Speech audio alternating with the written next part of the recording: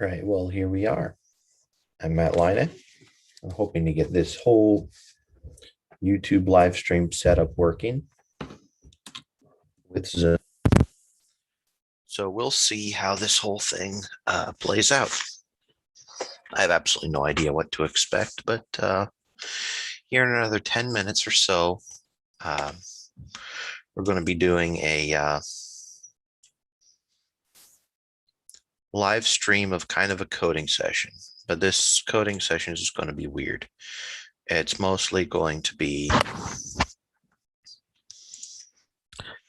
well, just kind of looking at some very, very basic things, or at least things that I consider to be elementary and essential to the coding experience. We do have an agenda for today, and the agenda is very simple. The agenda is I'll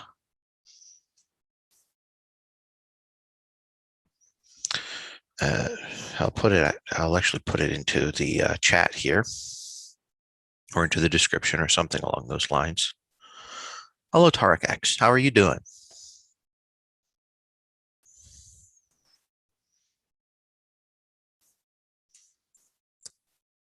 So in terms of our agenda, one thing we're going to talk about is use of text editors. 2, how to learn a new language. And 3, thinking about data structures. I know those are very, very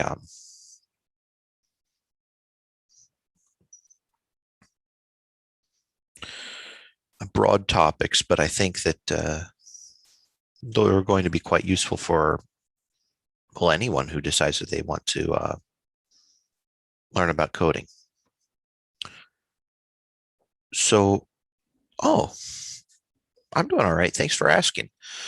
It's interesting in that I haven't been doing these streams for a while. My little brother actually got married last Saturday.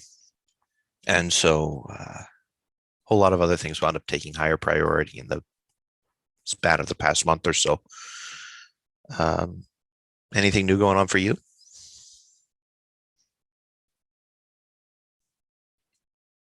Yeah, I'm going to keep on talking in order to fill the silence.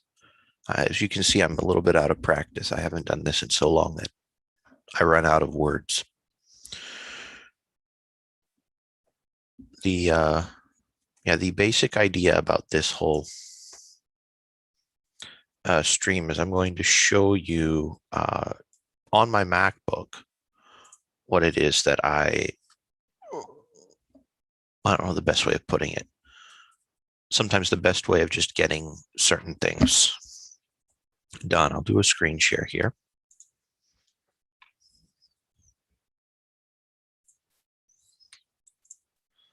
Of my second desktop window.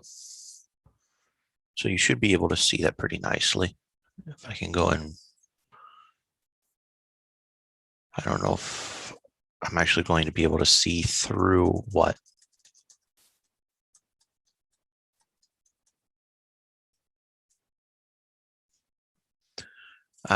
Yeah, I have a little console thing going on at the top of the screen, but we should be all right.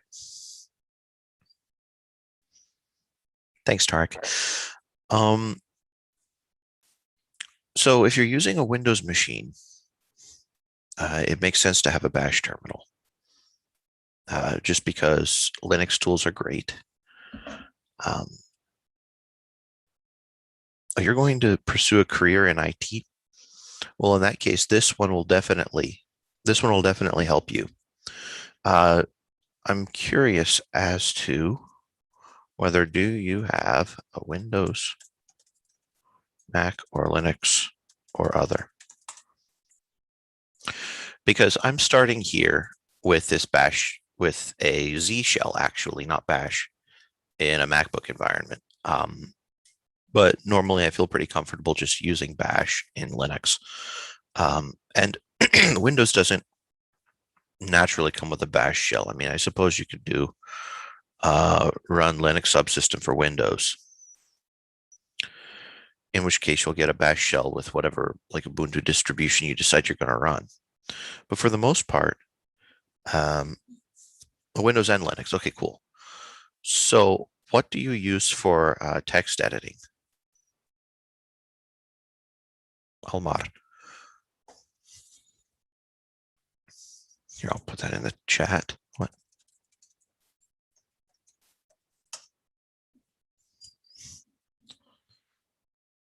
Okay, cool. So you do dual boot. That's good. Now, most people are completely clueless as to how to run a bash shell, or why even anyone would want to do that on a Windows machine. And so I will recommend for them minimal GNU for Windows or Git Bash. So you have use Atom for Windows, and we're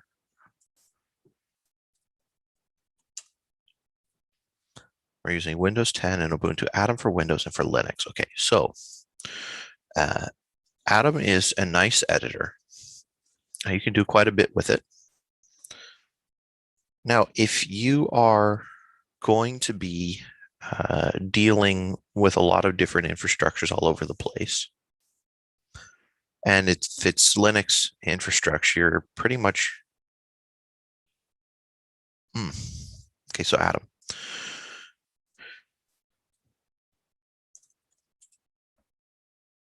Yeah, gedit. That's not too bad. That's actually not too bad to use gedit. I'm going to recommend learning. Well, first, I'm going to recommend learning Vim, not because it's my ideal in any sense, but because it's pretty much ubiquitously available across any environment. Usually Vim is installed on all sorts of different things unless you have an absolute bare bones distribution, in which case you'll need to use your package manager to install it. The thing about Vim is that I don't know, can anybody even see my face, or is it just this big, huge screen? I'm going to stop sharing for now so I can actually like talk to you guys.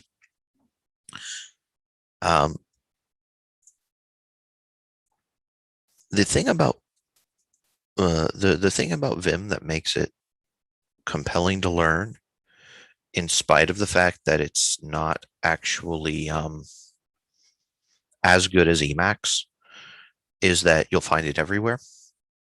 And that once you get used to the Vim key bindings, you can actually use evil mode on Emacs. So EVIL. So VI. So for the VI bit on Emacs.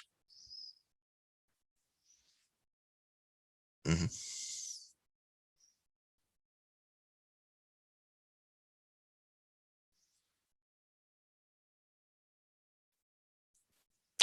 Small top screen in the terminal. That's interesting. Okay, so the point is that you'll be able to use VI for pretty much anything, and then you can edit your vimrc file in order to get code complete and autocomplete, and you can use it in conjunction with a shell, so you don't actually lose too much. Now I'm going to go and resume screen sharing here.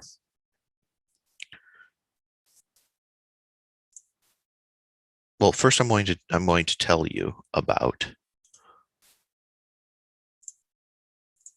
First, I'm going to tell you a bit about minimal GNU for Windows, although I would actually use.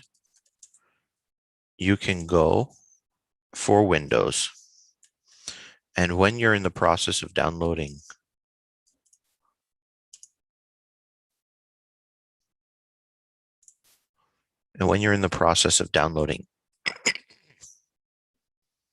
Git, here, I'll zoom in on that for you a little bit. Our link is gitscm.com/downloads. If you're downloading Git for Windows, oops, I don't want to actually download it. you wind up getting Git Bash along with it. It's a minimal implementation of Bash. I think it runs minimal GNU for Windows, if I'm not mistaken, but it doesn't have necessarily everything that if you go and get minimal GNU for Windows that you would otherwise get. So if you don't want to download Git Bash, you can download minimal GNU for Windows.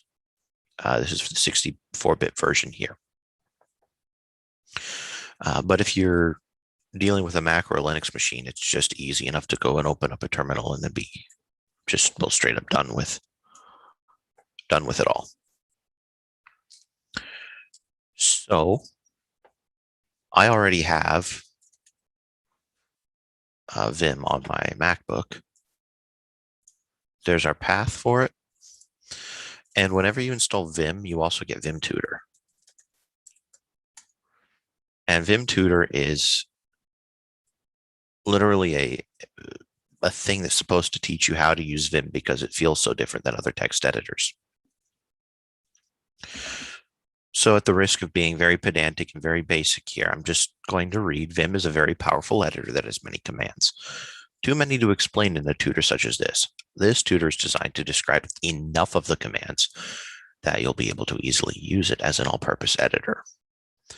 The approximate time required to complete the tutor is 30 minutes, depending on how much time is spent with experimentation.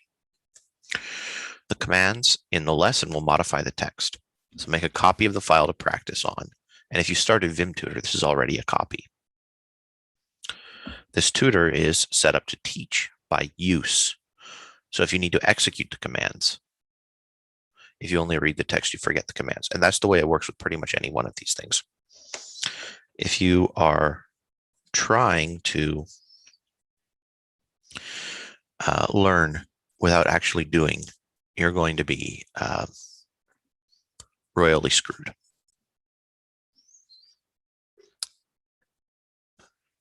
Also, if any of you are interested, I will, and if you wish to be a part of this meeting, I will put the Zoom link for what I'm doing into the chat, and you're more than welcome to join. This can be an interactive thing. You can talk back and forth. If you don't want to join, you don't have to, but it's an open invitation for everybody. So instead of using the arrow keys or WASD,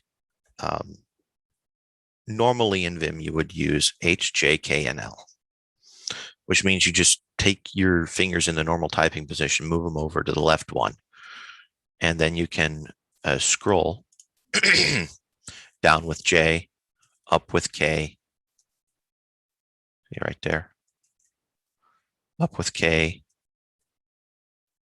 down with J, right with L, and left with H. And so if you get used to doing this, you can actually, there are other add-ons and things of that nature that allow you to turn this into your mouse. If you really hate using a mouse, some people do, you can actually go and bind your mouse key. If you hold down another key or something like that, then use HJKNL, you can bind your mouse to that. So that's really nice.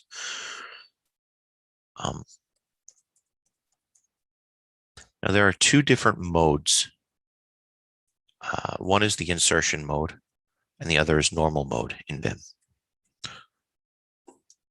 So here, you'll see if you're ever unsure about something, you press escape to place you in normal mode, then retype the command you wanted. And you can also use the cursor keys, but H, J, K, and L is actually faster once you get used to it because you don't have to move your fingers to the cursor keys and then back. Getting comfortable with an editor like this is literally about taking whatever it is you're thinking and getting it on the page as quickly as possible. It's mostly about that.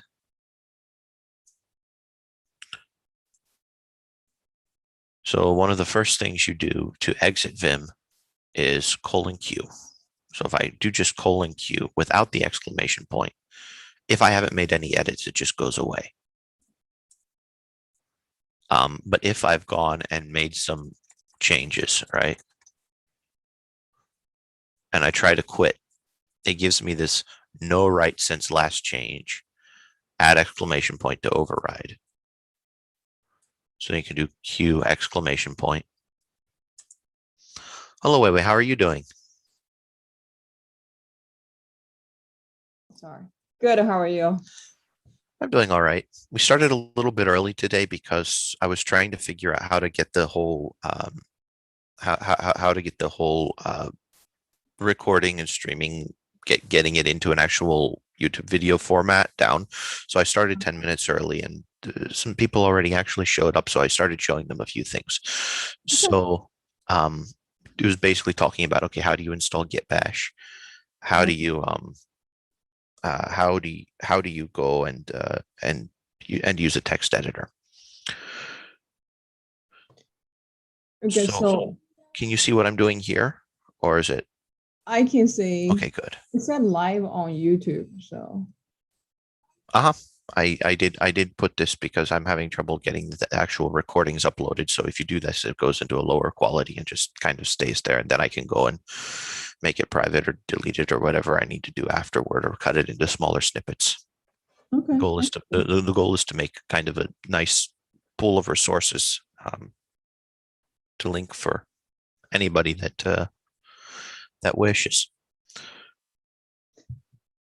So I hear you are going to be doing some development work. Yeah. So I don't know. I've been graduated from I guess almost a month and a half now. Mm-hmm.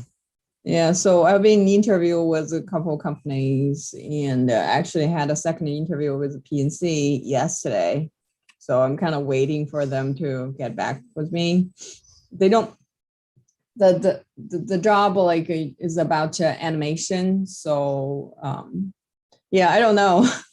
There's just things like they ask like in their job description. Like I really don't know anything beside of the RESTful API. Mm-hmm. All the rest of stuff they were using. I think they were using Python and Ansible scripting, Ansible scripting, something like that. If they use Ansible, that's Oh, okay. that could Ansible. potentially be for setting up their environments and things like that. Yeah, and also some networking stuff, like software stuff. Like I never heard about it, so I did some research about it, but don't have much knowledge about it. So we'll see. Okay. Lots of people use Python for scripting. Perl kind of fell out of favor a decade ago, maybe a little more. A lot of people used to write, let's say, and this is a long time ago, but during the .com boom, a whole lot of people wanted to be able to start new websites and new ideas really fast. And so what lots of them did was they wrote PHP and they wrote Perl. Yeah. I remember seeing PHP sometime. Yeah, but I was like, because I was trying to focus on front end while I was in bootcamp, but because I felt like it clicks with me, the front end stuff, probably because of my background in the graphic design. So that's kind of like what I was focused on, like a JavaScript and HTML, CSS stuff. So, but yeah, this has been interesting. I talked to some of my classmates yesterday, and I think two of them they got their job offers, and the rest of us we're still just applying. Mm-hmm. Yeah. This thing about coding camps is that it provides a very useful set of skills up front immediately. But lots of people are still very suspicious of hiring people from coding camps, preferring instead to hire people from more traditional backgrounds. Now, personally, I don't actually care. I think that I think that coding camp is a very good way to go, and more people seem to be agreeing with that. So hope that the rest of your process goes well. Yeah, I'm getting there. I feel like, at applying job and talking to people, that's definitely something like I learned a lot, like by talking to different people and talk to recruiters and hire managers. So I'm learning. It is a process, just like a boot camp. Like you have to get used to how they works, and then like try to figure out. And I know some of my friends like at boot camp, they apply like 1,000, like the one of the boy, he got the job offer. He said he probably sent it out like a 500 resumes, and he got like a 5 interviews from among those 500. So I'm a little particular. I don't want to send like a resume to everyone. Like, every time when I see a job, I don't want to do that. I want to know the company before I apply for the job. I want to like get to know the people before I like just talk to the people a little bit before I apply for the job. So that's kind of like my process. So it's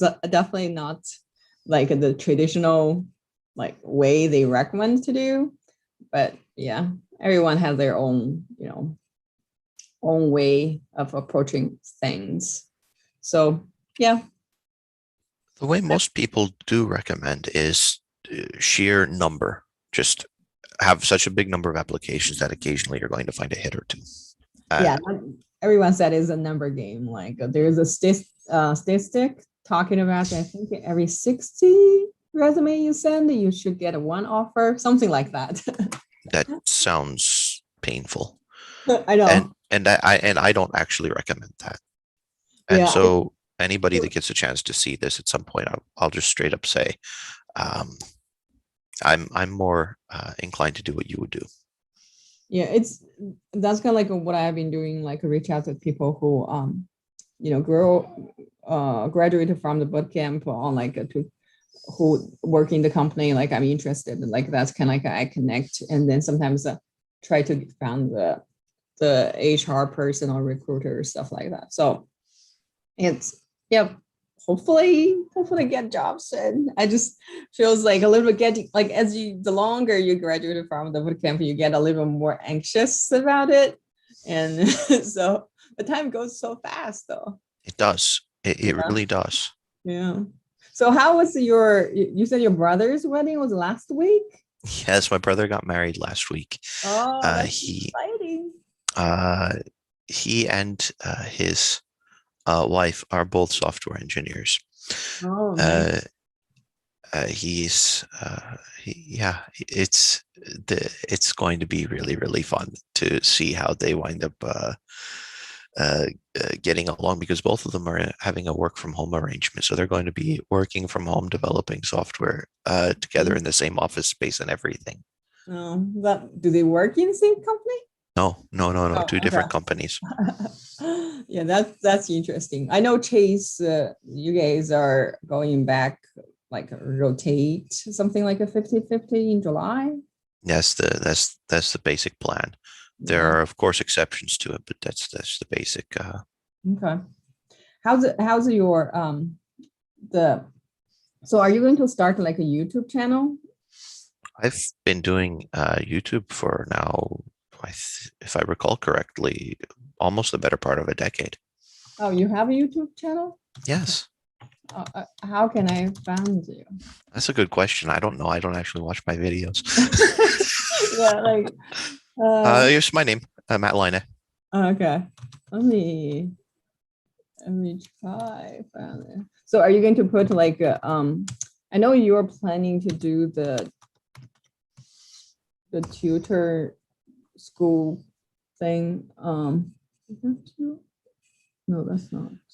Right now, I'm just assembling a bunch of free resources Uh-huh. right now, and I'm hoping that eventually they'll be able to be put into Oh, the right hands, especially in terms of being able to help people that don't have occasion to go and pay for the education, to be able to have that part being sponsored by others. But then I'm not sure how to monetize the rest of the thing in order to make it self-sustaining. So it's just going to be a question of creating content on the side, and then eventually getting somebody to run the part of monetizing it. Okay. It's a very, uh, very long-term Yeah. effort. Definitely. I think I got you, right? Yeah, Pro- that's you. Probably, probably it would say probably that there's some sort of a live stream going on with this channel. So I don't know. Oh, yeah, yeah. I saw that. Okay. Yeah. And also, yeah, that's right. So this is definitely because we're doing all this. We're probably going to cut all this out, and then I'll just make it into shorter ones. So Okay. Yeah, I saw the message you sent to me. So I was because I'm focused on like a JavaScript and someone actually shared with me uh, what is this? Shared with me like a task stuff. It's called a JS Fado. I don't know whether it's like an online test and stuff like you can. JSFiddle.net. That's Yeah, this interesting. is just kind of like a task, like when you apply for jobs, like sometimes they want to coding test, like Oh, give you a task and then they want you send them the solution. But I'm not doing that. I'm just like they share this with me. I want to see what I can figure it out. But then see, it's can you open that link? I shared it in the. I did, and I'm going to share my screen now. Oh, okay. So I understand like the HTML, CSS stuff. I'm pretty comfortable with it, but the JavaScript, like even though I felt like I was understanding the project we did, but there's still like a missing links. Like sometimes when I read like this question, I still don't know what should I start it. Like is that just where I am. I feel I'm right now I'm going through the free code camp. Like they have a JavaScript course online Mhm. course. Like so I'm doing that. It helps, but I'm missing something. Like Uh, one of the best links that I'm aware of for learning JavaScript is the Mozilla Developer Network. So, okay. so this is developer.mozilla.org, and you can get it for looking up either MDN Mm-hmm. or so there's references and guides here at the top. They have tutorials, references, and developer guides, all this kind of a thing. Very much helps. So HTML, CSS, and JavaScript. So here's Code Academy, Free Code Camp, of course, those kinds of references. But I would say almost that if you go through some of the resources here Mm-hmm. from the Mozilla Developer Network, that's good stuff for learning JavaScript. In terms of actually being able to practice, some things you can do is you can open up, say, can't, if I I can know actually do this. I know the Coda Academy, the free Coda camp. They have some project at Mm-hmm. the end, like after you get all the basic stuff, like they have like a 300 or whatever question stuff, and then the last part is like project they want you to do. So, Mm-hmm. but they don't have like you know project in the middle.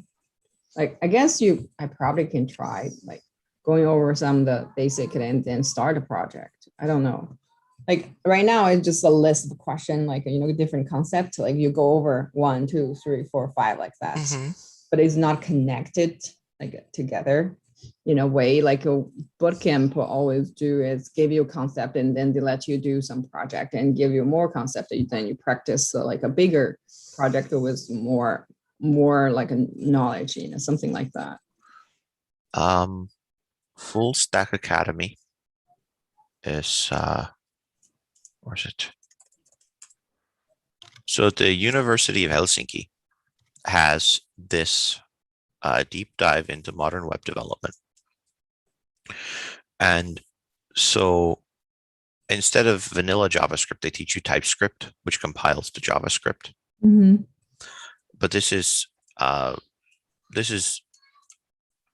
quite literally a free boot camp that if you are a Finnish citizen and have a Finnish social security number, you actually can go and get certified or get university credit for taking this at the University of Helsinki.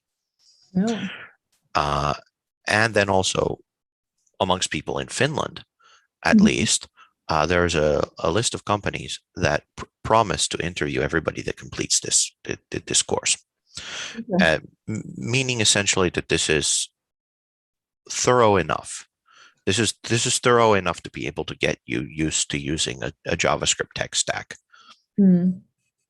from beginning to end. So if you go and you look at the contents, React server testing.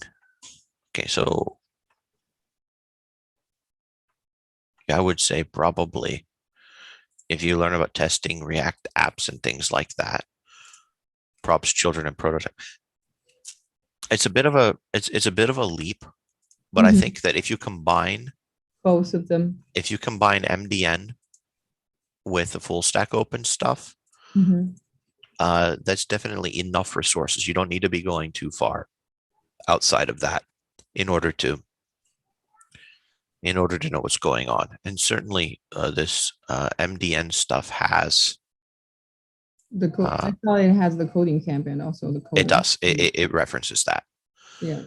And it also gives you CSS tutorials and HTML stuff for if you want to know some extra CSS tricks or what have you. Yeah. Right now, I think HTML, CSS. I cannot say like I'm like super comfortable, but I definitely more comfortable and with those like than the rest of the JavaScript. So the rest of my time I want to focus on like a JavaScript and maybe not maybe and go to learn like React because everywhere I look, when you look at a front end, they want you to be able to use the framework like so what's the difference between like a framework and library? Like when I like they said tech stack, like they put a bunch of stuff in there, like but what's the difference between framework and library? Sometimes I think I did some research before, but it's still like confusing for me. Okay, the difference between a framework and a library. A framework. Okay, well, we'll start with a library because that's I think the easier one to understand, and also I would say almost people can get really mad at me for saying this. More useful. Libraries are nice because you can invoke library functions or methods. You are in control of what you pick and choose to use from a library.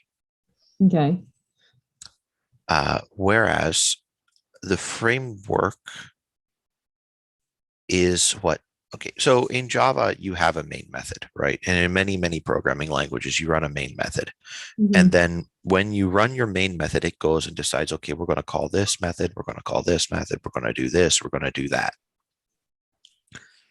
And, but you write the main method. Yeah. You ultimately, as the developer, if you're not using a framework, you write the main method and you say, this is what we're going to do. And then it just does and then the computer does what you tell it to. A framework itself specifies the easiest way I know to put it, and it's not completely accurate, but you can think of it this way, that it specifies what goes into that main method. And then it has its own set of libraries and its own set of ways to do things.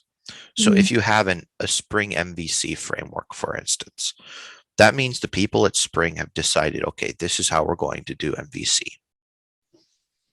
And so we're going to put the structure, we're going to put the bare bones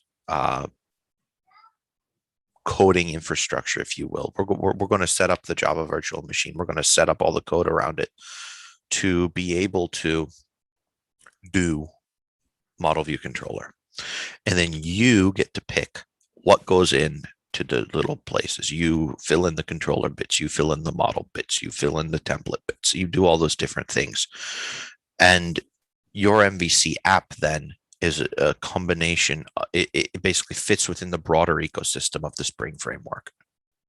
So yeah, Spring, that's what we learned. Like the Spring is a framework. Like we use like a Spring initializer to set up the project, like choose like I think we did like something about database, like when we set up the project. So so framework almost something like is that kind of like if you want to build a house, they already have a model ready. They give those model, you pick the pieces. Like, okay, I want to pick this window already made. I want to pick that whatever walls already made. Then I put them together, is make it faster. Then I will do more inside decoration stuff by writing different methods stuff. Is that No, that's no? not Okay. that's not what makes a framework a framework. Okay. Okay, I'll show an example here by sharing screen. And so if we go and we look, we have Spring Initializer here. Yeah, I remember using this. I have it in dark mode, so whatever. If you prefer light mode, we can look at it that way too. But the point is, so yes, you do make your selection that you want a Gradle project. Mhm. You want this version of Spring Boot. You want to use Kotlin instead of Java. You Mhm. can put whatever you want into it. Pick your Java version. Pick all your dependencies. Yes, all of that is correct. Okay. Kind of dev tools, you definitely want to have those along. And ultimately, all this does here, if you have a Gradle project or a Maven project, is this adds certain things to your build.gradle or your pom.xml that forces you to go fetch these packages in order to be able to make your application. So Gradle will go fetch Spring Boot dev tools if I add it. If I want to use Jersey framework, I probably wouldn't do that. But if we just want Spring Web First, Spring MVC or something, we would want Timely for templating, which is horrible. OAuth. So you want to use OAuth to client For security. or LDAP, but you probably want to use OAuth for security. If you just want to use JDBC for your SQL, or you can do like a Spring Data JPA using Hibernate. Okay, so you go and you do that. You generate your little project, and this is just giving us the demo artifact. I guess I'll just save it. Might as well just. Then give you a zip file. Then you. It should, yes. So if I open this zip file, I'll unzip it in downloads. Okay, so I'll go and open our actually it's a little bit too big. I'll just go and pull it over here to the side. Do that.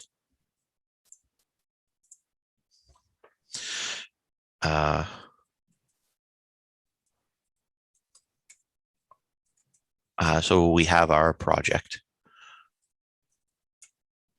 help.markdown.build.gradle. Oh, I picked for Kotlin. Oops, whatever. So now we just I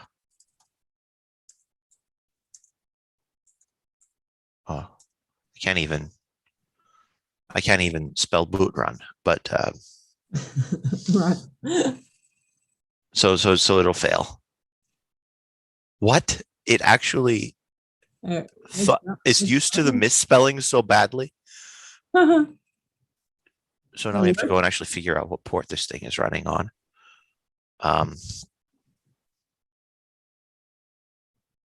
Figure out what port this thing is running on.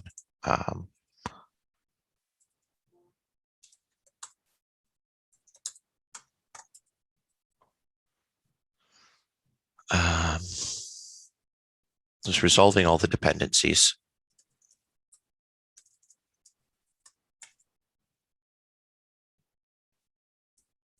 What do you mean resolving all the dependency, like a loading the dependency? It's finding them and loading them, yes.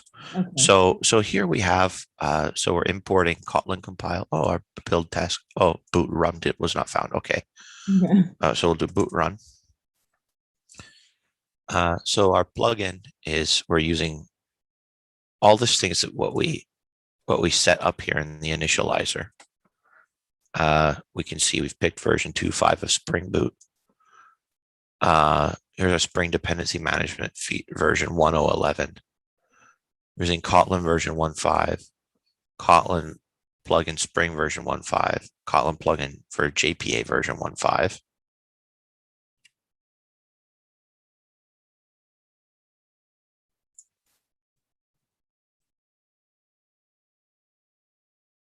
Okay, so what happened? Application failed to start. It did not have a data source configured.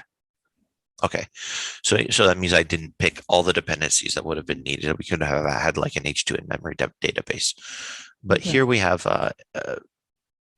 different ones that are development dependencies here and implementation dependencies there.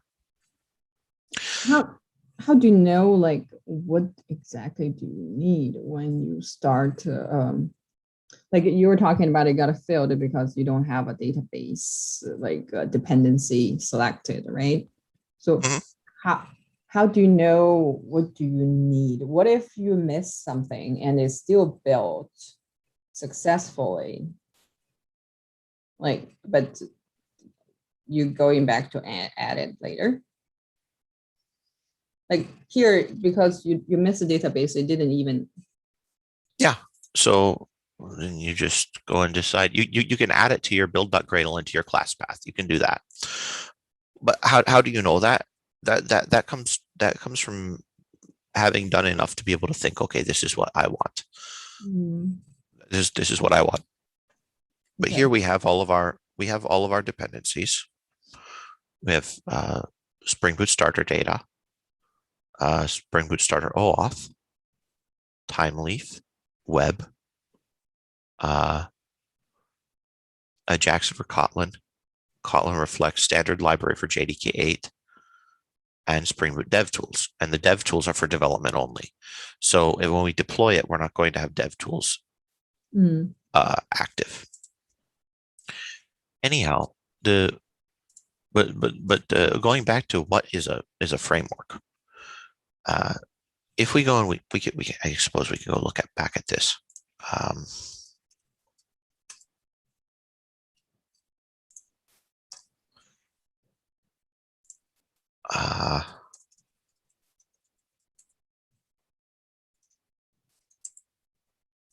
Okay.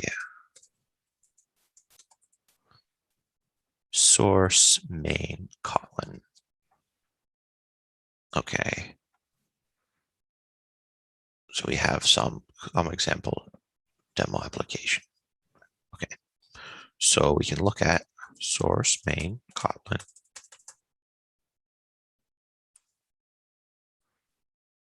So we have our main function and it's run application, demo application with args.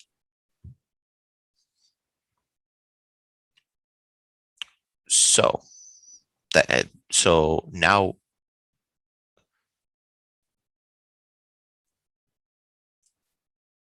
there's this run application function that we did not write. We did not write the run application method.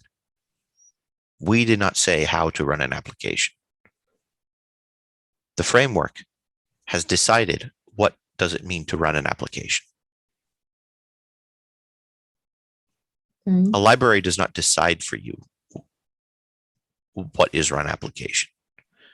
If you're going and you're building something yourself to run a web server, you will decide what it means to run the application and you will write the run application method. People at Spring already wrote the run application method. That's the difference between a framework and a library. If you're using libraries, you call the methods in the library. The framework says, okay, this is what I'm going to do. You can just fill in the blanks.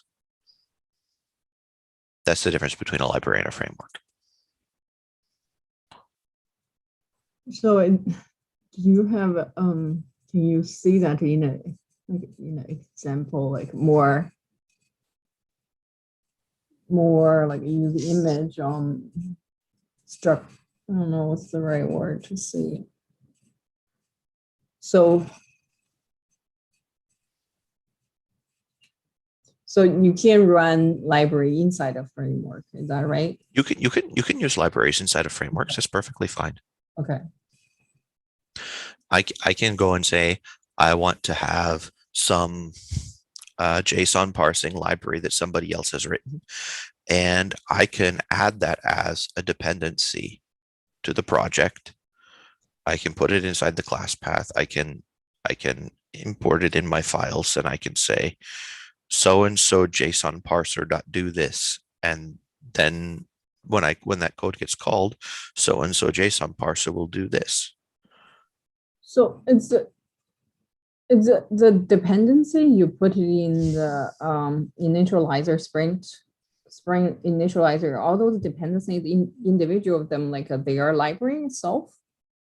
Like, you Yeah. do If we go and we look, here, I'll show you. and each of them, they are kind of like an independent library.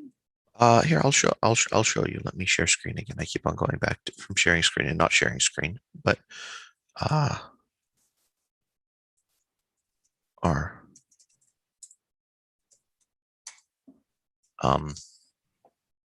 so if we go and we look at org.spring-framework spring boot starter web or something like that, if we'll just copy that and look it up here, you can find that there's a big repository, the Maven repository, that holds this stuff here. And it shows all of its versions here, all the way down to 1.0. And if you go and you look, this here is okay, so this part here is a framework dependency. But if you go and you pick, so you can look here at the repository, we can just say JSON parser. And then you can see all sorts of different things that are JSON parsers, minimal JSON, JSON.simple. By Google, org.json, this is usually pretty good. And they have the versions being dates. So you can go and take this one as a dependency and put it into, if you want, say, vim build.gradle. I can go and put it, oops. I guess I'll just copy this one again, and I'll have to use regular copy paste instead of, so.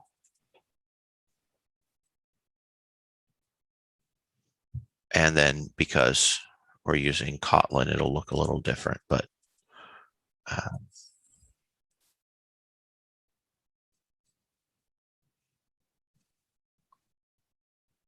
we'll do.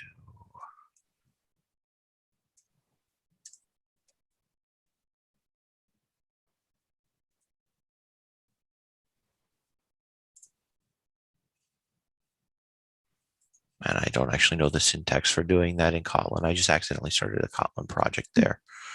But yeah, you go and you put the line into the build.gradle file, something like this.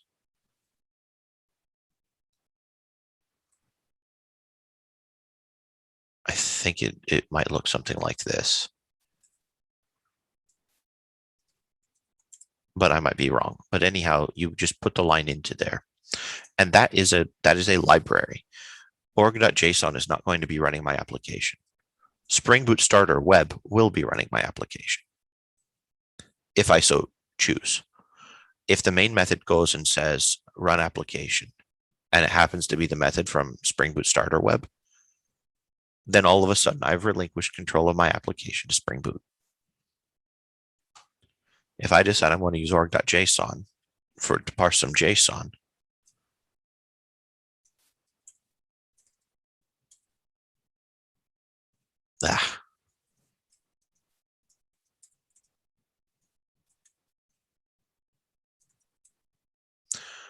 if I decide that I'm going to parse some JSON with that, I'm controlling what the library does.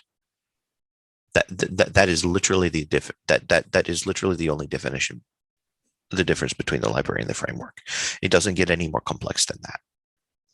You can use as many libraries as you wish within your code if you have access to them.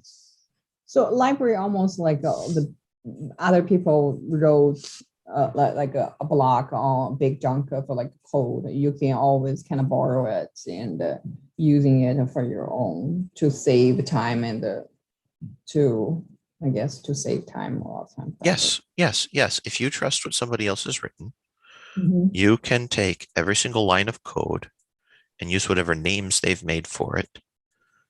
And then you can just call their code by whatever name they do. And usually the libraries will have some sort of an API definition and release notes.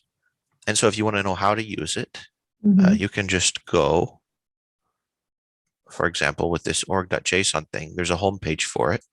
So we can go and look and see, okay, so here's the code in GitHub. You can go and look at any of it that you want. You can see, okay, what happens if we want to go look at JSON object.java? Okay, so there's all sorts of input, output, exceptions, string writers. There's regexes. There's sets, resource bundles, maps. Whole lot of documentation strings here. And you can go and look and see. So there's a null class. There's an instance of a null object. There's a definition of the equals function.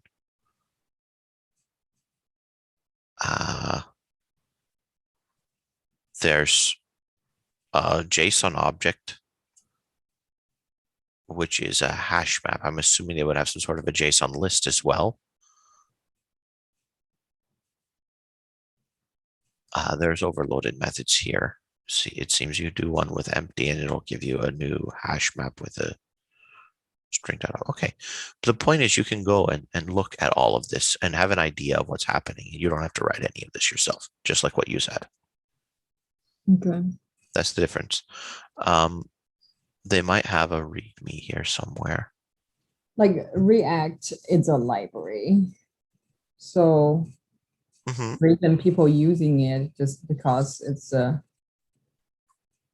loading things like I think it's loading things faster. It's easier in some aspects to be able to control the document object model presented to the browser to use React than to use regular JavaScript. But you don't need React. You can write everything in vanilla JavaScript if you wish. You could write everything in WebAssembly if you really wanted to. But the reason you use React, and it actually is a framework, is to make, if you know what you want, if you know, say, I want a single page web app, then you can say, okay, I'm going to fill in these bits of things that ultimately wind up becoming HTML elements shown in the document object model to whoever's looking in the browser. And I'm using all of these functions that already exist to populate stuff from whatever APIs I'm doing or to make it look a certain way depending on whatever conditions I specify. It's just a lot easier to not have to write all that from scratch. Okay. There are lots of library methods. The whole thing is a framework. It's a cohesive ecosystem for doing that. there are other ones like Vue and Angular too. Yeah. Mhm. Right. That's why you would want to. That's why you might want to do that. It's a whole lot cleaner, I think, to use React than it is to use vanilla JavaScript. But still, understanding the JavaScript It's a is a prerequisite. yeah. That's cool. So I was thinking about actually during bootcamp we have a project about like making a blog. We really didn't make a blog. We like I think because of the online like a virtual kind of classroom thing, they make the project a little bit easier for us. So Mhm. we were just trying to add like a hashtag. I think what else did we do? Like they already have the basic of the blog. So I was thinking about using that basic and then build like my own blog, but I wasn't sure. Like for our final project, one of the person he did use the Jenkins Docker stuff and to host the site somewhere. Mhm. So now everyone can access to the site. But there's a server. I think the server is on the our instructor has a server, so it's run on his server. Like that was confusing for me. So if I want to, like, let's say if I want to build my own blog, just writing stuff about a bootcamp and after bootcamp stuff like that, I feel like there's a people like me going through like a career change, like going through this and might be able to use it. And some of my classmates might be able to share a few things they learned from their own experiences. So where do I start? Like, like what should I like beside the build the site? But like now I have the basic already. So how do you start to like where do you start if I want to public that site? I guess that's my question. Uh, well, there are lots of easy ways of doing it. Okay. If you just go and look at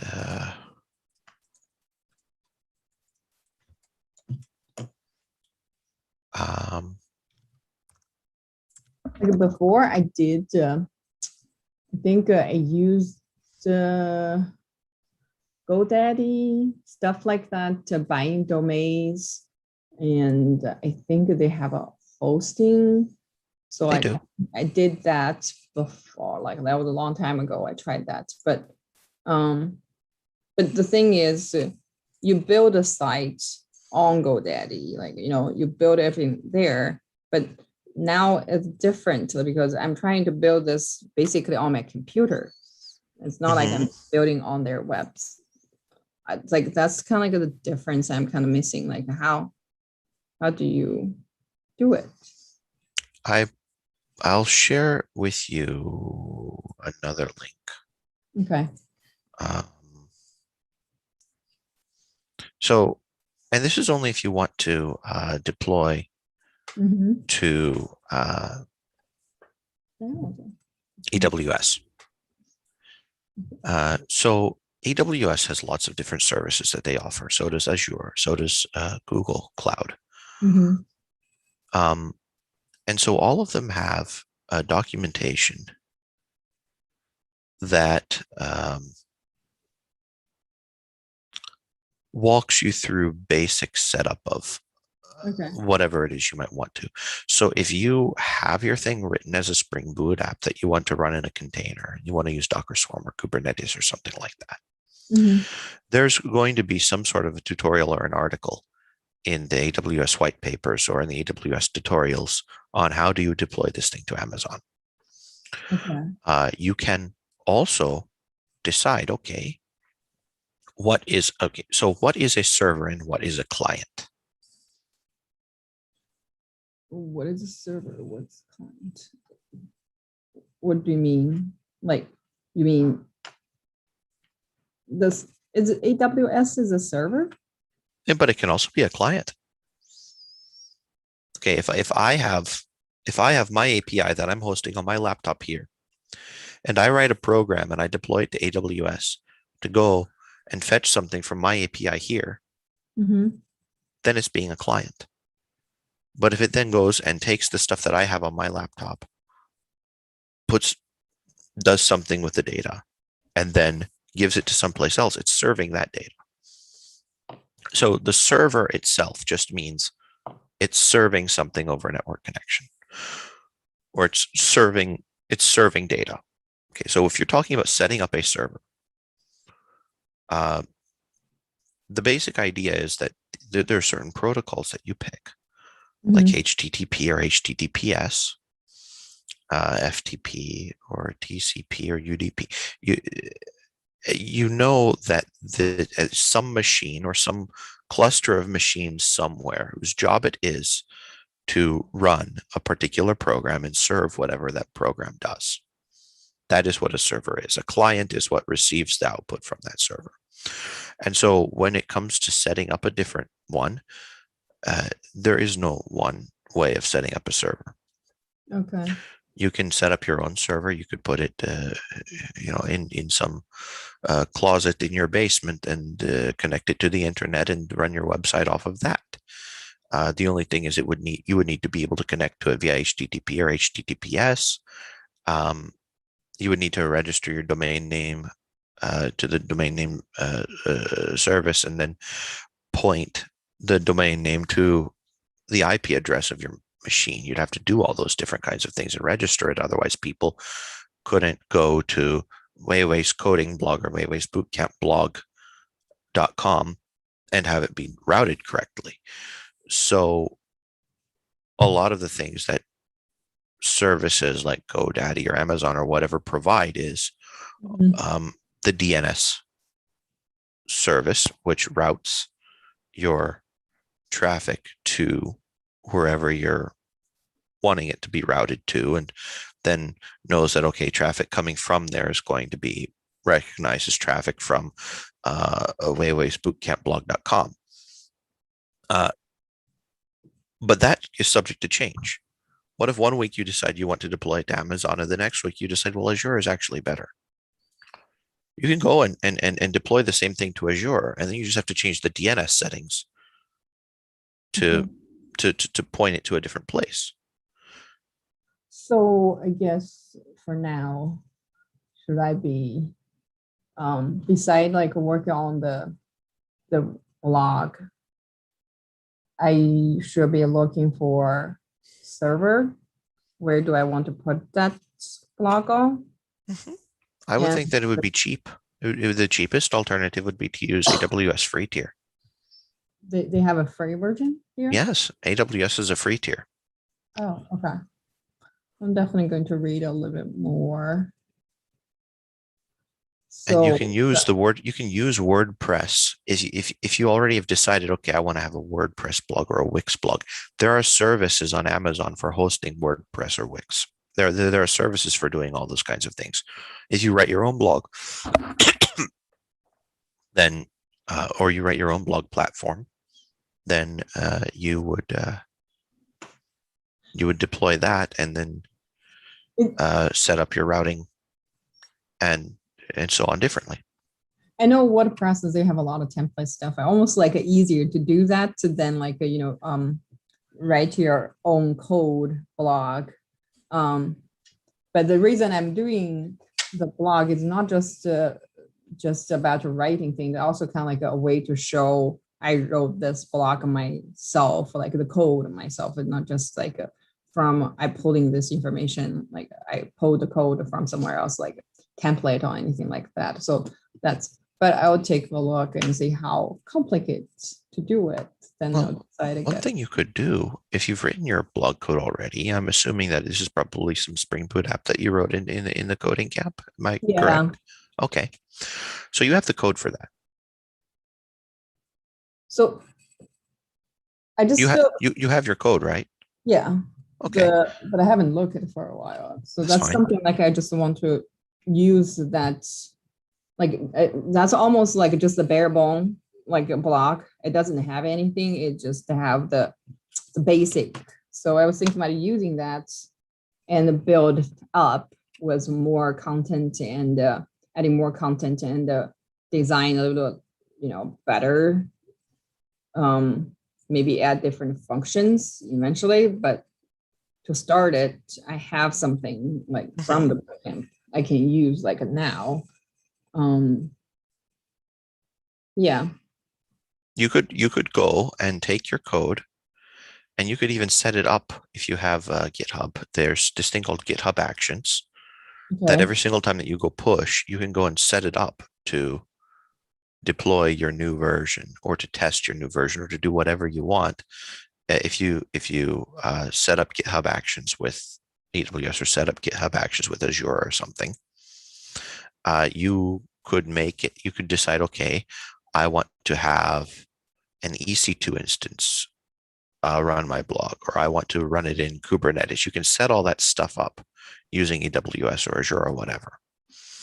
And then once you have that infrastructure bit set up and you have the GitHub Actions bit set up, you would then be able to go and every single time you push your code, once you're happy with it, you push your code to a particular branch, or you push your code and you merge your code, or however you decide you want it to be with GitHub Actions, it would then go and update To the AWS. what's actually being served. Yes.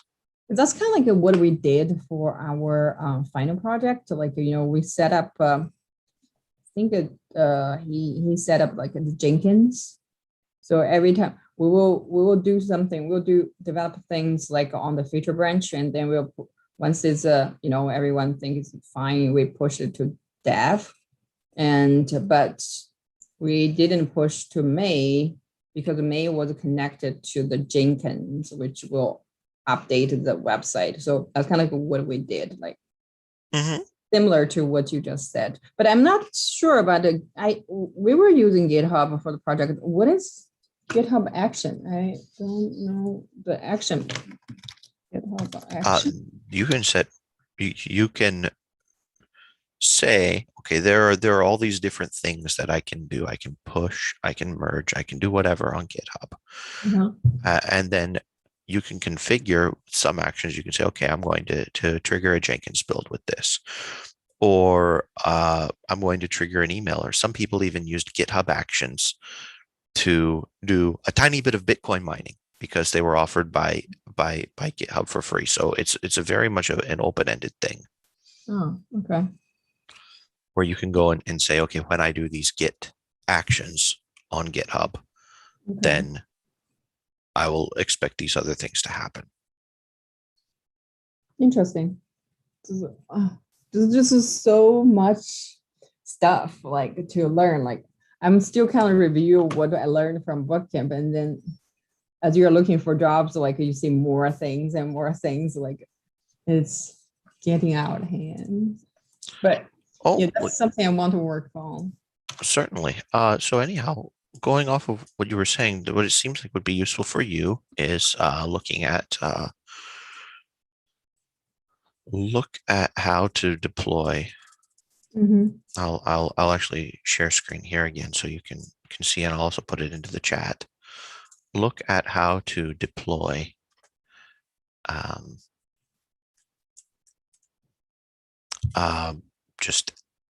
let's just say an application to an AWS EC2 instance. Look at GitHub Actions and how to coordinate this with your AWS deployment. You can also look at DNS names and routing to make your actual website name. So this is the part you get it from either. I know we actually bought the domain for the final project we did on Google. So it doesn't matter where you buy it. Okay. If you own the domain, you own the domain, and then you can use the domain name service to point it to whatever IP address. The name is just syntactic sugar. What I can, or you can go and Google what is my IP. I'm not going to do it here because I have the stream going, but you can go and look at what is my IP, Mhm. and because you're not sharing screen, it doesn't matter. Yeah. Okay. The So- domain is basically a shorter version on a version you like people to remember instead of the numbers. Yes, right?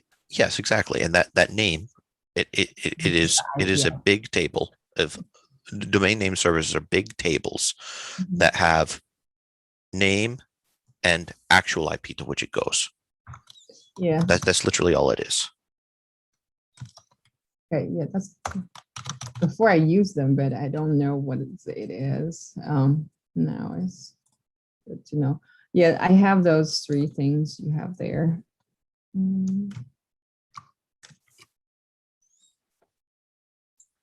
Oh, could you actually share on the chat? Oh, sure. I'm sorry. I was trying to do a screenshot, then you. Oh, I'm sorry. I'm stopped sorry. Here, sharing. put it So if you here. could copy paste in the chat. I marked the AWS and also GitHub action. So I'm just going to copy this. So I will focus on this for the next 2 weeks, probably. It's definitely worth doing. Yeah, I think something like, I can see what is happening. That's always, I enjoy say things change. Like for our last project, I really like it because we make change and then we push and things change on the website and other people can also play the games and stuff like that. It's the most fun thing we did during the boot camp, I felt. That makes sense. Yeah. That really does make sense. I mean, you get to create with code. Yeah, that's the exciting part, which at the beginning of the boot camp is more just a stress. At the end of the boot camp, definitely I feel like, okay, this is awesome because you're making thing yourself. Remember, I was asking a question about what kind of final project I should focus on stuff, but you're saying you want to make a coffee maker. So I was thinking of making a bottle to record how much water my son drinks, stuff like that. I was thinking about different projects, and then finally we did the virtual X thing. It's fun. Yeah, I'm glad to it's always fun and come up with the idea, and then you see your idea with everyone's effort to make it alive. That's the most most fun thing I did during the boot camp was really Yeah, that is probably the most satisfying aspect of software development. Yeah, that's why I was I want to do more things like that. So I develop something and publish it, and then maintain it. Or if I can get other, member from my cohort to also join me, showing their, they can add their perspective about their experience and stuff like that. So I don't know, just doing something besides just looking for jobs and the review stuff. I want to just do something. Yeah, it's good. Yeah. Well, making something is always useful. And the nice thing is if you decide, okay, I want to deploy my thing to Amazon free tier or to Azure Microsoft free tier or whatever it is. If you just Google, just deploy Spring Boot app to Azure or deploy Spring Boot app to AWS. And then you Google route traffic to my AWS instance or route traffic to my Azure instance. You quickly get to the point where you understand a bit more of the broader ecosystem as opposed to, hey, I just wrote this application. What do you mean route traffic to my, you said route to traffic to where? To the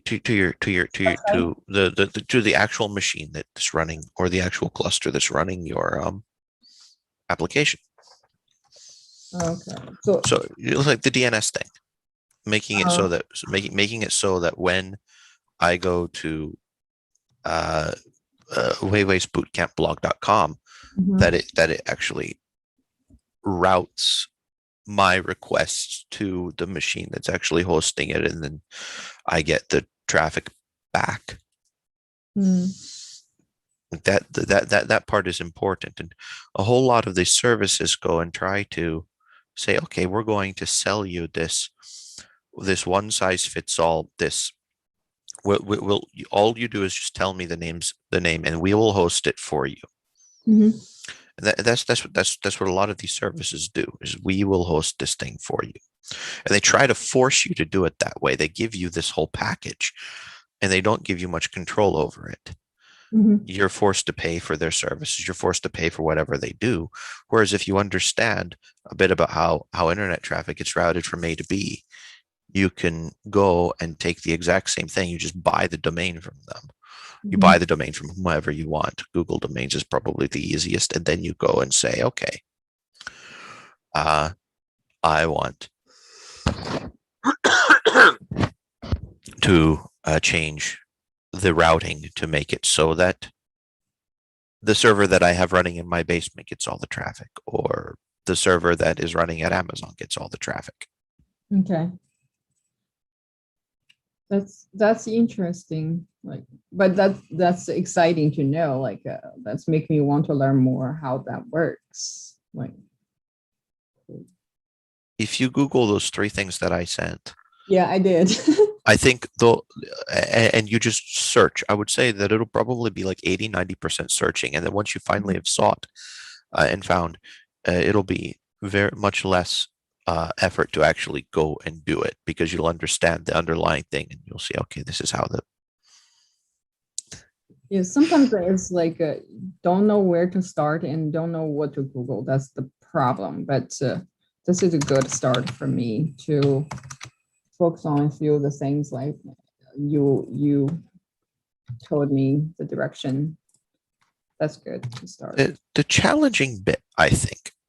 And okay, so there are two challenging bits, Mhm. depending on what path you take into getting into IT and programming and things like that. Mhm. If you are a traditional student, you learn theory and you won't have built much of anything. If you're a boot camper, you will have built stuff, but you don't know theory. Yeah. And the underlying theory of how the internet works is crucial if you actually want to understand how to write things that are running and available to the internet. Yeah, you do have to know the underlying, like the basic concept thing. Like that's what is missing in bootcamp. Like they just tell you how to build things, but not telling you the logic. Like is all the detail, like all behind. Yeah, that's the foundation thing. Some of us we don't have, so we kind of have to go back to build a foundation that was stronger as we are building this, like, our IT career. Like you have to always go back to make the foundation live stronger. Yeah, I do agree. Like, I would say that almost in school, they turn out computer scientists. It's very hard to actually turn out engineers. mhm, And in boot camps, they turn out technicians. It's also very hard to turn out engineers. mhm, And it's the infusion of the actual technique mhm. with the theory that comes from the scientific inquiry that gives you the actionable ability to engineer the whole. And that involves a great amount of well-roundedness and a whole lot more than you can cram into a 14-week boot camp, and a whole lot more than you can cram into a 4-year college degree Yeah, to a great extent if you don't do anything outside of either boot camp or college. I That's do. unfortunately the Yeah. reality.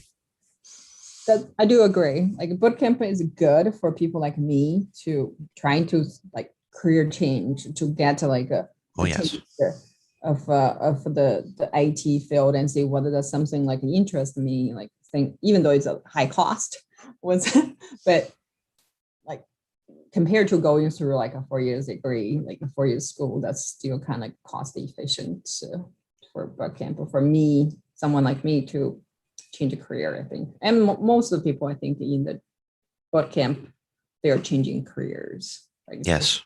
fast kind of way to change. Yeah, I really enjoyed it, but sometimes it just feels like, I wish I know a little bit more, like about programming stuff, like the basic before I enter the boot camp. Like I think that way, I probably would be like better off now, like because I was zero, even though I tried. I think I took like a pre-boot camp, but they did a little bit like a hello world thing, like HTML stuff, but it wasn't like it was like too small. Like I should be study before I attend the boot camp, like at least a couple months before. But it's all good. I'm getting, I think I'm getting somewhere, and I'm excited about it. So how's your tutoring? Are you still tutor the little boy in Austin on Texas? Yes, Yeah, yes, how's I that? do. I do help him once or twice a week. Usually, he's doing pretty well. He is wanting to do embedded systems, and Mhm. so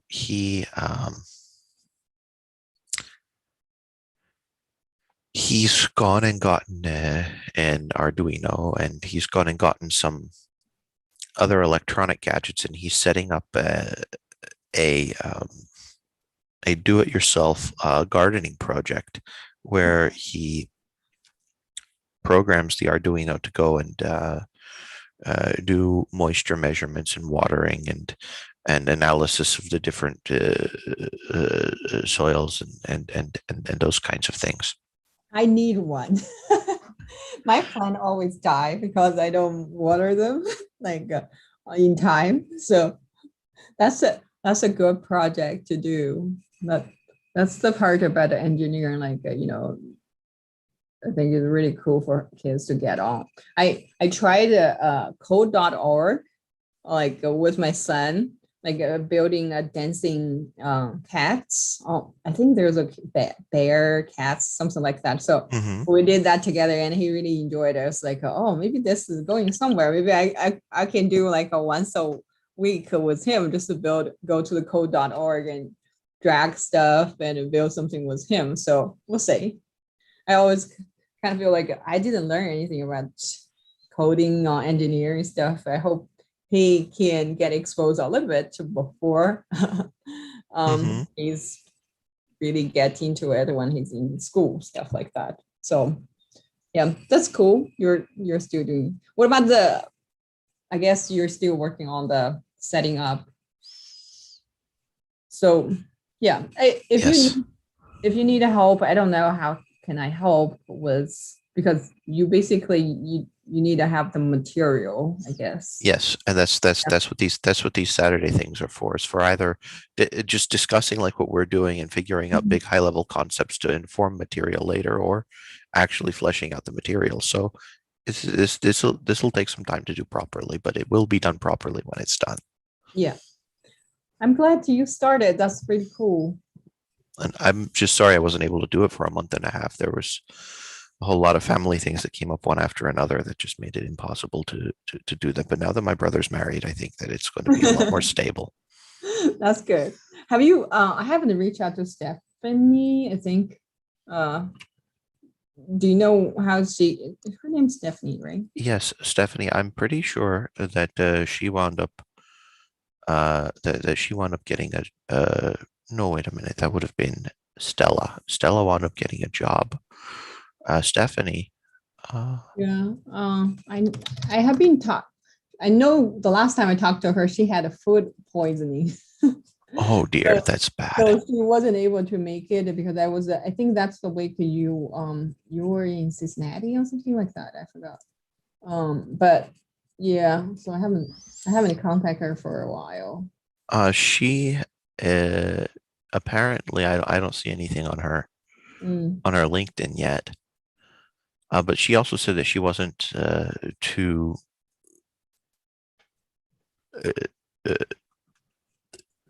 too much actually looking. I think she's looking to find a thing that would be an appropriate fit. So Oh, okay. yeah, that's what it looks like to me.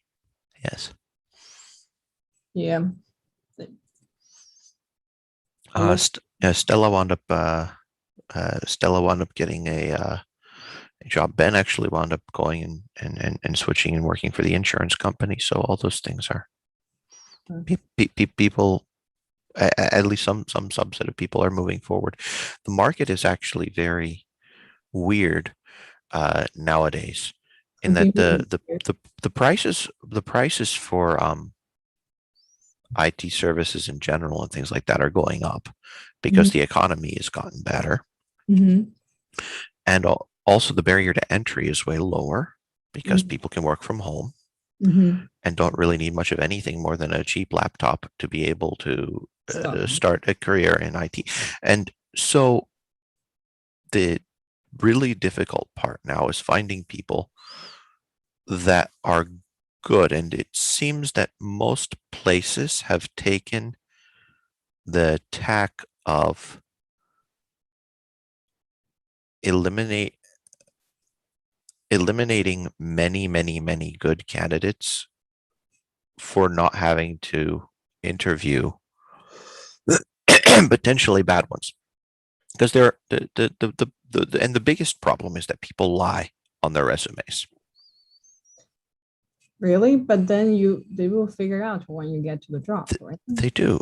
But the problem is if you have 1,000 people applying for a job, 1,000 hours of interviews, even if it's just a 1-hour interview with every single candidate is impossible. And so you wind up having everybody going and saying, I know Java, I know Spring, I know Git, I know CSS, I know HTML, I understand relational databases, I can do all these things.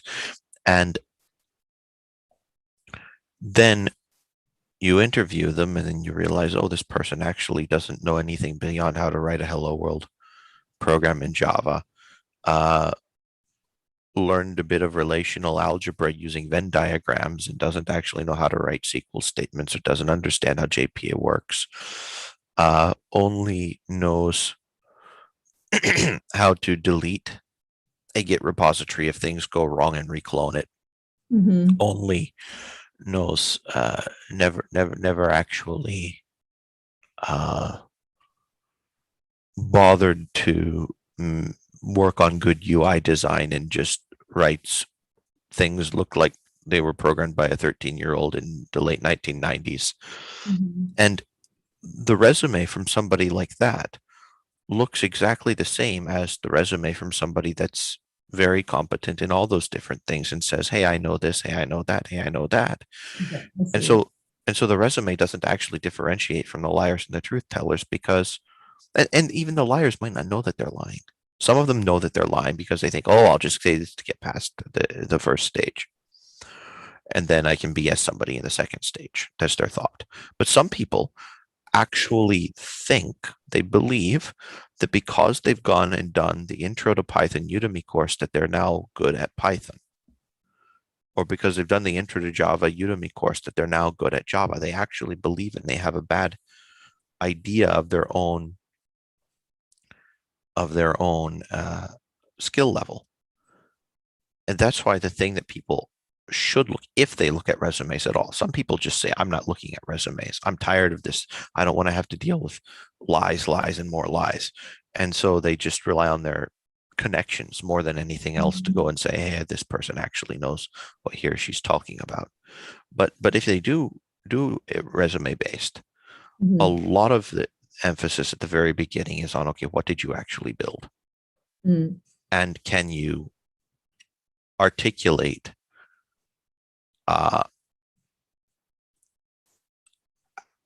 did you actually use the tech stack that you claim to have in building the thing you claim to build?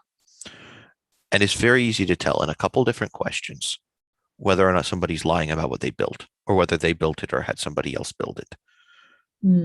Because if I go and I ask something like, okay,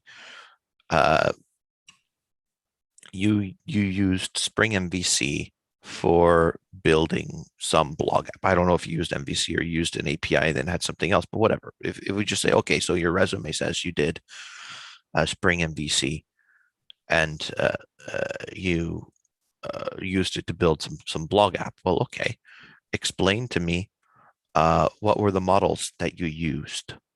How did you populate the models? What was the controller that you used? What were the controllers that you used?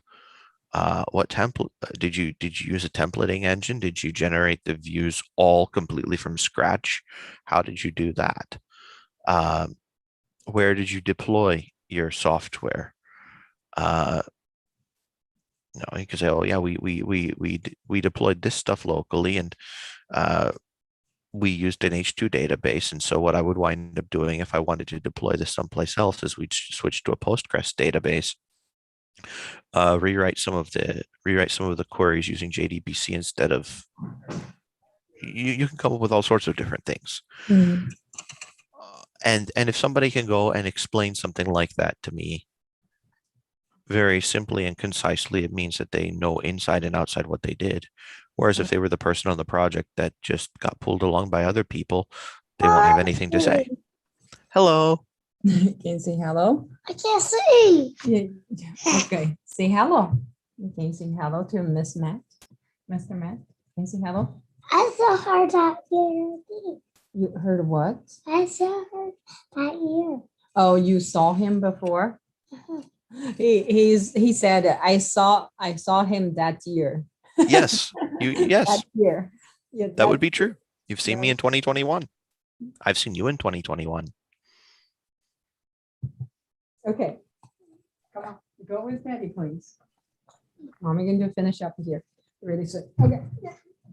Okay. He's getting too big for me to sit on the chair. Okay. Ah, you're getting big. Very good. Yeah, just to measure him, like he didn't grow for 2 months, and then like a month he grew like an inch.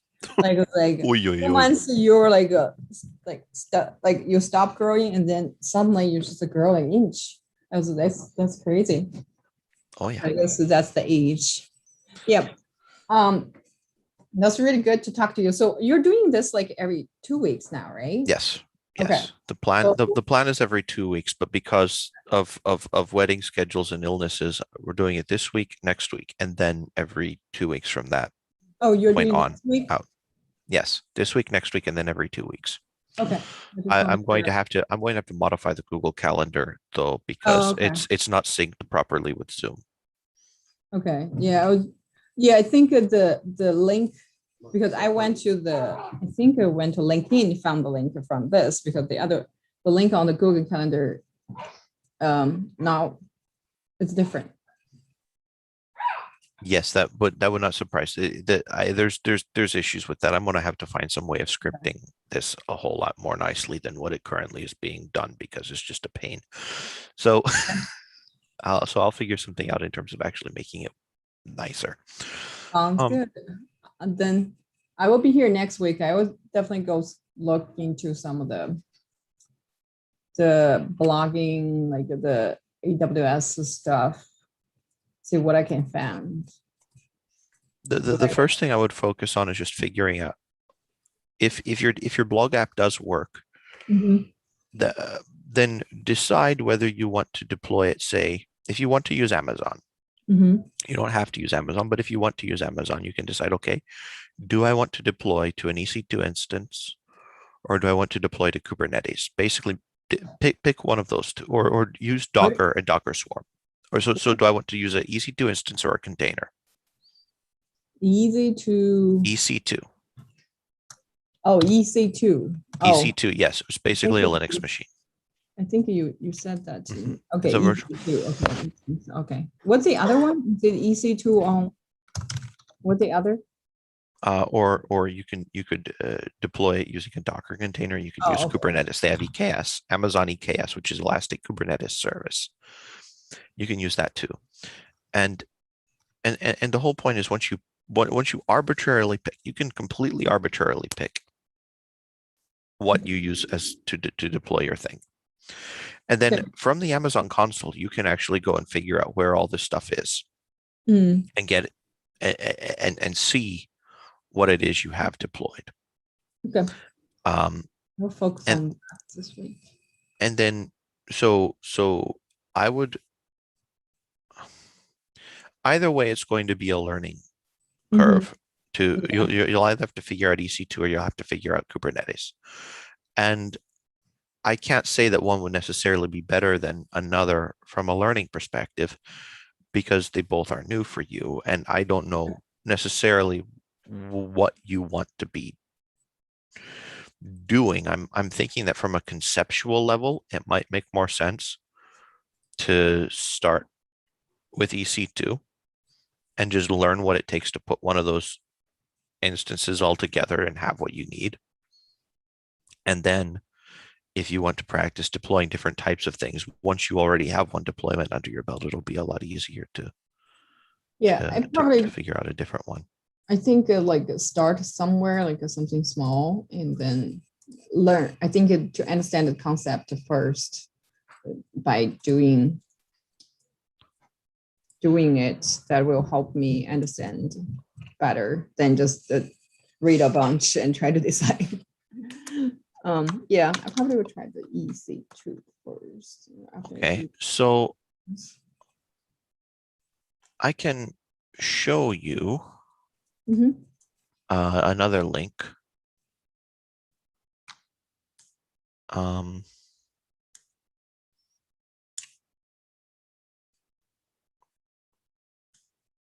Okay, I will put this link here in the chat.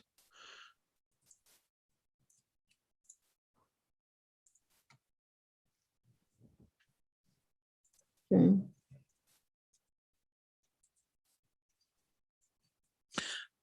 And so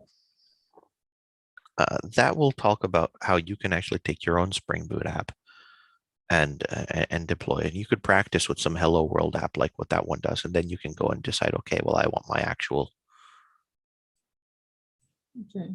blog app to be this way. And then the other thing I would look at is like setting up databases.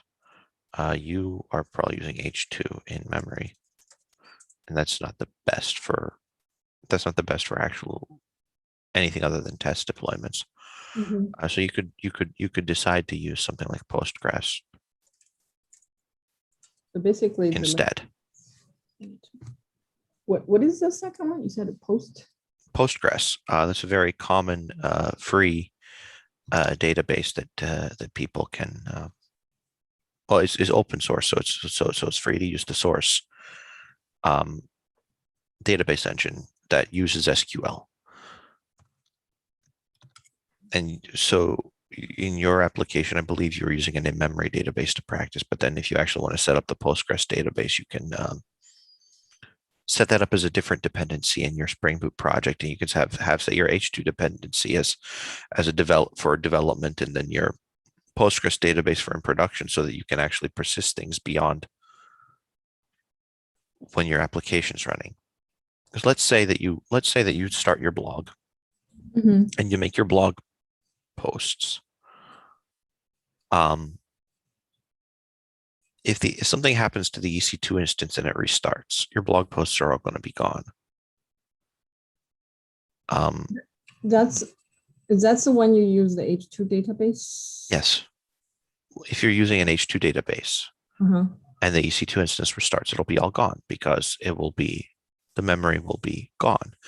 Mhm. But if you go and you persist the entries in some other database, someplace else, then you can expect, okay, my blog entries are going to be safe because they're not stuck in memory. They're actually in real storage.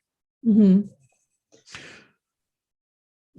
Yeah, I think in the final project, the person who set up the database, like we were using H2 database for testing, and then we actually, I think we have two databases in our dependency. I forgot exactly. I think that's what happened. So we used H2, but then we actually have something else too. If you test with H2 and then use some, I don't know. It could be anything. Mm. You could be using MySQL. You could be using Oracle. You could be using Postgres. You could be using a NoSQL data, but you could be using all sorts of different things. Okay. Okay. That sounds, I think I got plenty stuff I need to look into for the next week also. Mhm. Going If to- you do the deploying an application to an Amazon EC2 instance, if you can get your thing deployed, even if you are using H2, even if you're using whatever dependencies you're currently doing, if you can deploy your thing to EC2 and access it, that will be a huge success. And then we can talk about how to do more later. Okay, I will work on that so this week, and then next week will say what do I have. That sounds Yeah, good. And then we can go and we'll have a start chat from about there. it, see what's going on. Yeah, Okay, sounds good. It's lovely. good to see you. It's good Okay, to see you too. have a Anyway, have good a nice weekend. weekend. You too. Bye Bye. bye.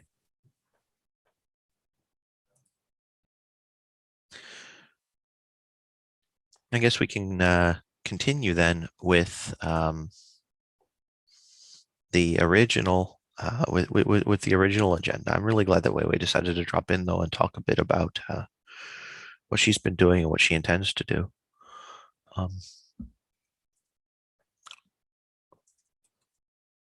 But if we're here and we realize that there's certain tools that you use all over the place, and lots of times people set up their development environments to be very that it takes a long time to set things up and make it just for you, make it just the way that you like it, then it can be more of a challenge to deal with other environments as you're working. And if you have to go check in on the status of things, one of the things that Weiwei is going to wind up having to work with, I think, is once she starts using EC2 instances, she's going to need to know how to play with a Linux machine. And so if you don't understand Linux system tools, it's going to be very difficult for you. And if you don't understand how to edit text files, you're just going to be dead in the water. So at some point, when it becomes useful for her, I think that will be a good thing for her to do. But I also would say that for anybody interested in getting into development from the beginning and who has some time on their hands, learning to use Vim makes sense. And so what you do is if you want to begin, you do what we discussed at the beginning. You install Git Bash or msys or minimal GNU for Windows 32 or minimal GNU for Windows 64, and you learn Vim by getting your Vim tutor. If you have a Mac or a Linux machine, you should already have Vim, or you can at least do an install using your package manager pretty easily if that's what you so wish to do. So Vim tutor. And you can just keep on doing the whole thing, and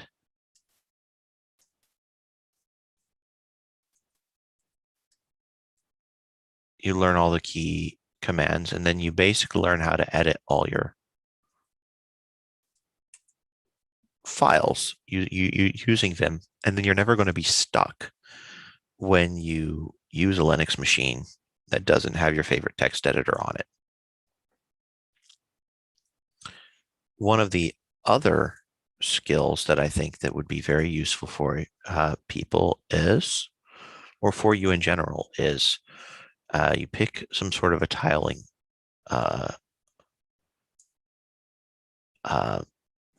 manager, and then you learn how to do different things on different you just set up your development environment the way you want.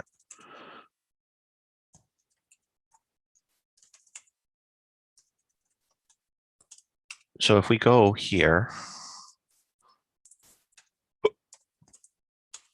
I've gone and I've set up some Clojure cons. And the reason I've done that is because Clojure is a nice language for learning and becoming familiar with first.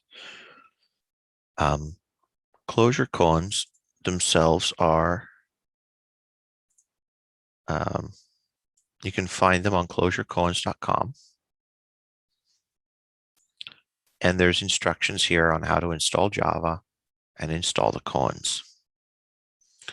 If you have Git, they're very easy to do. And doing these from end to end will give you an idea of the basic syntax of a functional Lisp, a functional programming language, a Lisp. So rather than trying to explain too much more, I'm just going to jump into actually running them. You make sure that you have to have Lineage installed. You have to have Java and Clojure, but you're okay.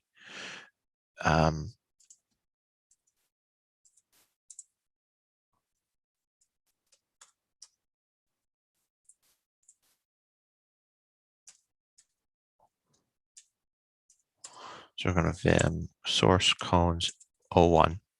And basically the way this works is you have these files here and you fill in the blanks to make these equal statements actually equal each other. So you can read the meditation and then you can decide, okay, what do we fill here? We shall contemplate truth by testing reality via equality. So if we decide to say false is true, well, that's going to fail.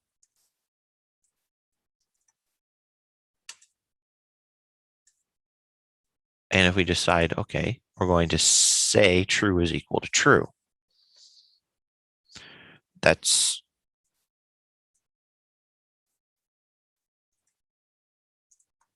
and then when you fail a cone, it'll go back to the first thing that tells you, and it'll tell you where the problem is. It's on file 01 equality set closure line 6. And so I used colon set NU to get the number. Then you can come over here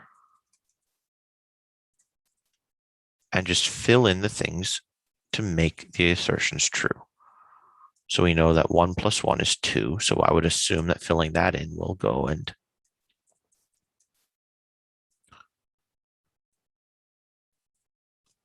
plus equals 3 and 4. Okay, so you can test equality of many things. So what this is testing is whether adding 3 and 4 is equal to 7, which is adding 2 and. Okay, and if I put, say, 8, that's still going to fail. But because 2 and 5 is equal to 7, then that will make line 12 pass.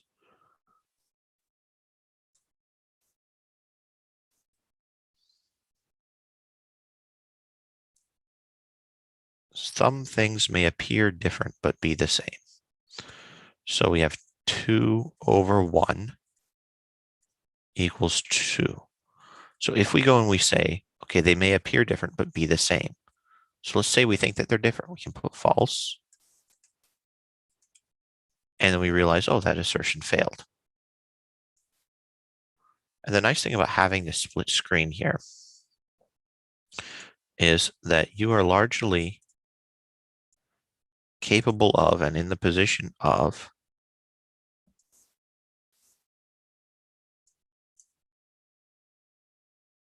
oops.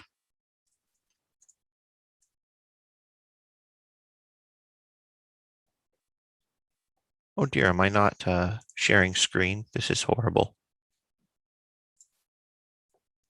All right.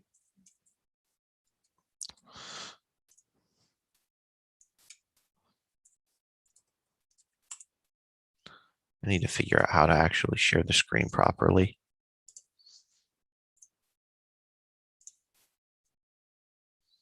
There we go. And now I need to figure out how to go back to YouTube. I just wound up doing a boo-boo.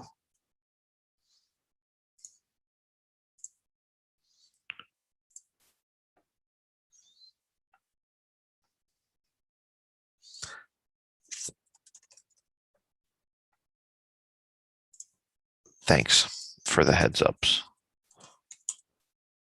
I didn't even realize that my chat had gone away. So sorry, guys. Anyhow, we'll restart.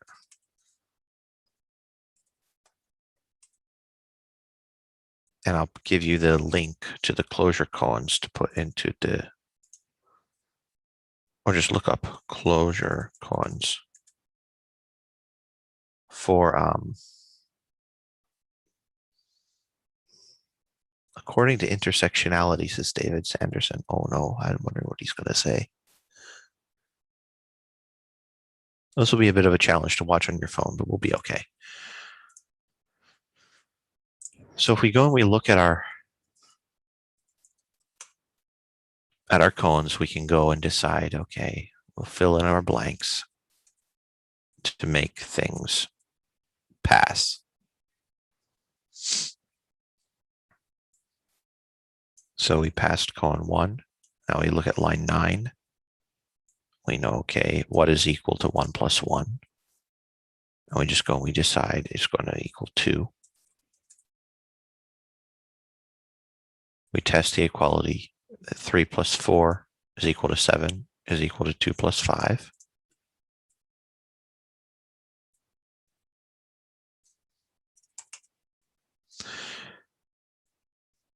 Okay, so here it says some things may appear different but be the same. So here you can actually see how it gets evaluated over here on the left. But you can see how it looks here on the right. So we can conclude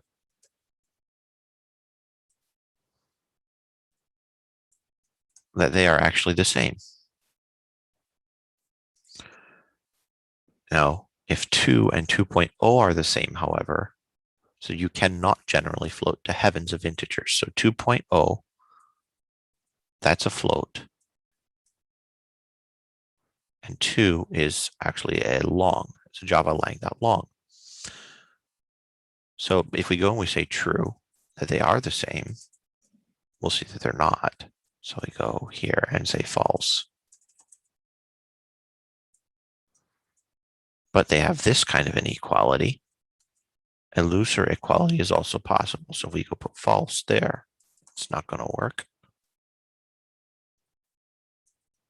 But if we put true in there, it's going to work. And these hints tend to let us know a bit about what we should be putting into our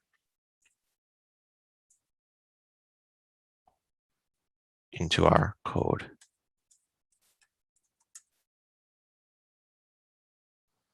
So not equals 1 nil. Oh, true. See, I can't actually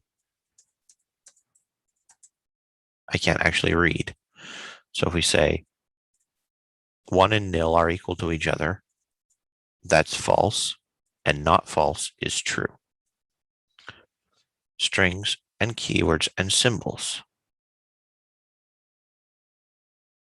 So are hello, hello, and hello equal to each other?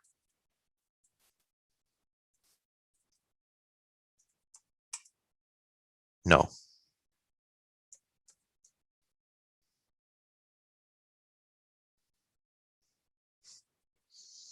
So what happens here?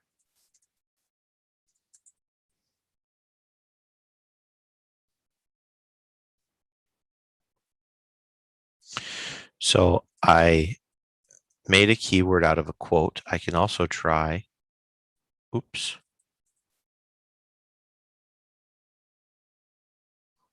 Here we go. I can try this. And that doesn't work because hello is not hello is a symbol. Can I make a keyword out of a string?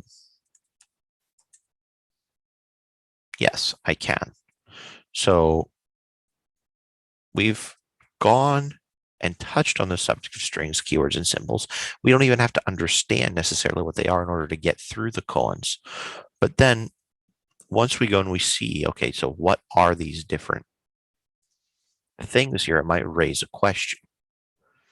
And so what I would do if I were in the process of trying to learn this is I'd go and open up a browser or something and say,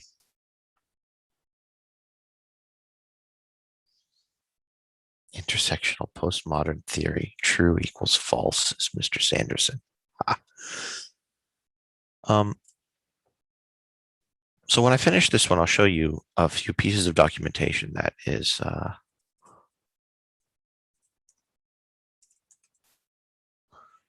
you can go and make a symbol out of, I made a symbol out of a keyword. We can also try making a symbol out of a string. And that also works. Nil is nothing. So if we try, let's try 0. Is 0 equal to nil? No.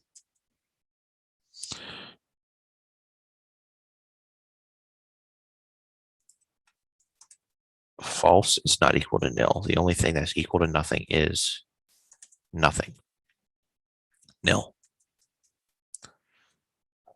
So when things are not equal, we have a fill in the blank keyword here, and it'd just be something that's not equal to that.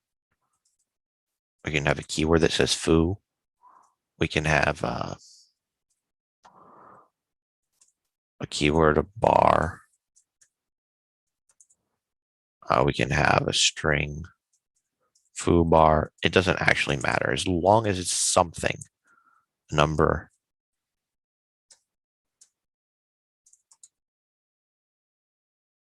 Oops.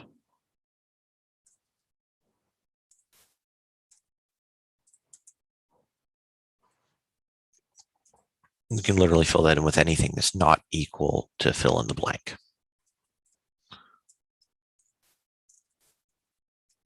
And now, since we used git clone to get this, we can see that we've modified source colons O1 equalities dot closure. We did that by doing our git status. So if we want to actually see the diff, we can do git diff, and it will show us we changed this line to that line, changed this line to that line, and so on. And we can actually use the Vim scrollings to go through this whole series of diffs associated with this first colon. So now we can do git add unstaged. And now when we do a status, it says, okay, this file is there to be committed. So we can do git commit. And if I just type in git commit, it'll give me a Vim editor into which I can put a message. And so the way that git commit messages work is you begin with a verb, because implicit in the message is this commit, the purpose of this commit is to fill in the blank. So, or I can do git commit -m. The purpose of this commit is to complete colon O1 equalities dot closure. If I look at the git log, I'll find that Nick Rayleigh is the last person to have made a commit on this. And I made this commit here called complete colon O1 equalities dot CLJ. I just did a git log to get that. And so you can go and see, okay, what if I don't like this? I can revert the commit, or I could just go and check out this commit or something else. But the point is that now I have a history of completing the closure colons. And having this history of completing the closure colons is important. Also, having a git history for like school projects or work projects or anything can be very useful, in that you have now proof that at certain timestamp, at Saturday, June 5th at 10:48 a.m. All right. All right, Elmar, we'll see you. I'm almost done, actually. I was planning on wrapping up in the next 5 minutes or so, but I really hope that you're able to get some sleep. Uh,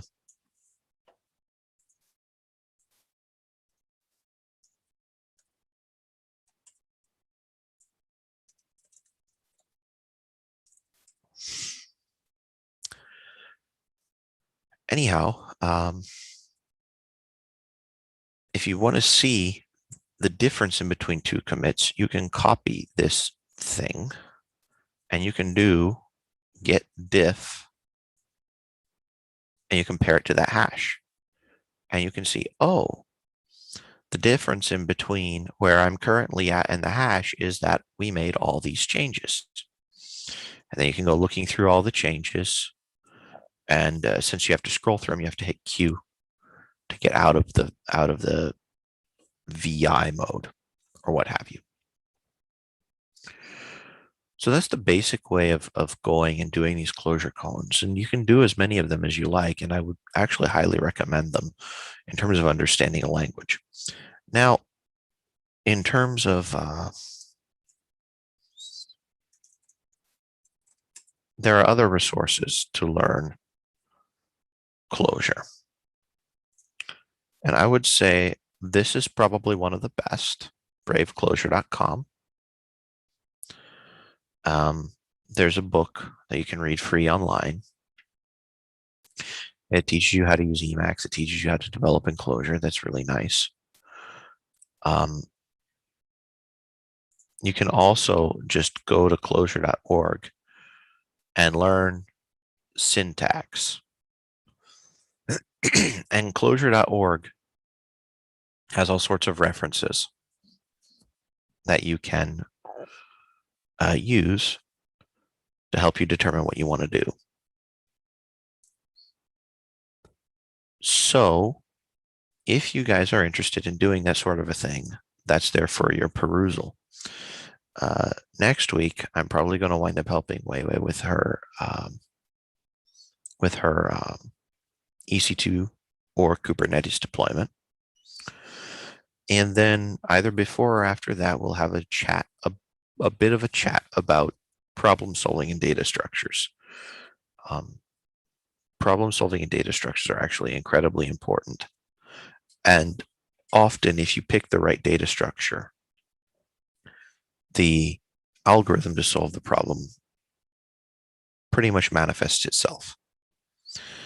So anyhow, I hope this has been helpful for you. I know it's been kind of all over the place. And I really look forward to seeing you all next week on Saturday, June 11th or 12th or whatever it is. Next week. I'll talk to you later.